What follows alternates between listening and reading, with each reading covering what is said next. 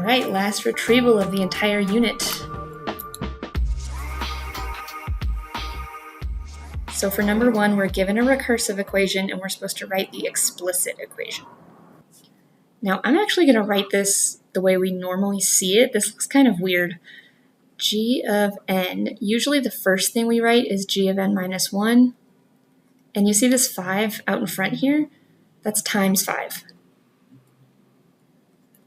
That looks a little more like what we're used to seeing, so I'm just going to write it like that. And then I'm going to make a very short table. They tell us that the first term is 3. Recursive equation tells us we're multiplying by 5 to get to the next term, so that would be 3 times 5, which is 15. Times 5 again would be 65. Oh no, you messed up. And now if this is enough for you, great. If you need the expanded table, go for it. Wait, is it 75? Guys, why didn't anybody tell me? We tried to tell you. Okay, 75. All right, so then if I'm writing out my whole table, I can see this is 3 times 5 to the 0, because there's none of them. 3 times 5 to the 1, 3 times 5 to the 2, and then I can see the relationship when n is 1, I'm raising to the 0. When n is 2, I'm raising to the 1. N is 3, raising to the 2. So put that all together. F of n equals my starting value of 3 times 5 raised to the n minus 1. Raising because this is multiplication, so we want repeated multiplication, which is exponents. N minus 1 because I'm starting at step 1, not at step 0. Okay, once again, they've written this in a way we're not used to seeing. We are used to having the starting term first, and then what we're adding or subtracting, so I'm just going to write it flipped around. It's the same thing. As long as you keep that negative in front of the 27, it's the same thing. Okay, so this one might be easier to write without a table. For the recursive, it looks like we are subtracting 27 each time. So we take the previous term and we subtract 27. Now, since this is just an n, I know that this 19 is step 0.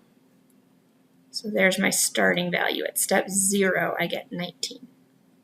Okay, number 3, use the table, create 3 equivalent explicit equations that all correctly fit the table. Okay, first things first, we need to figure out what kind of sequence this is. So let's see, 13 to 6, it could be, it's going down.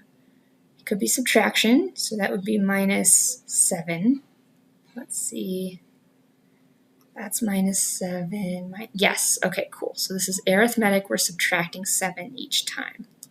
So f of n equals.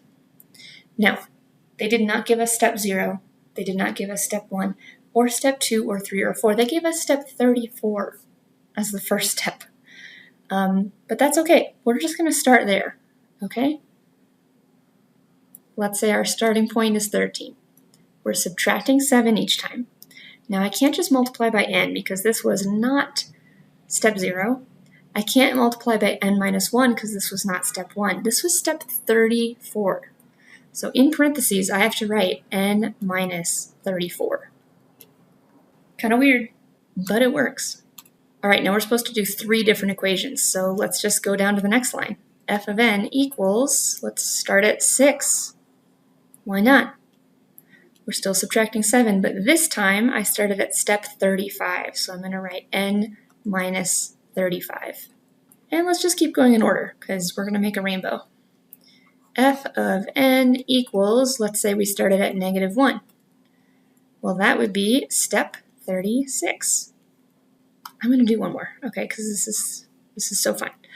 F of n equals, this time we're starting at negative 8 minus 7, and that's step 37. Cool?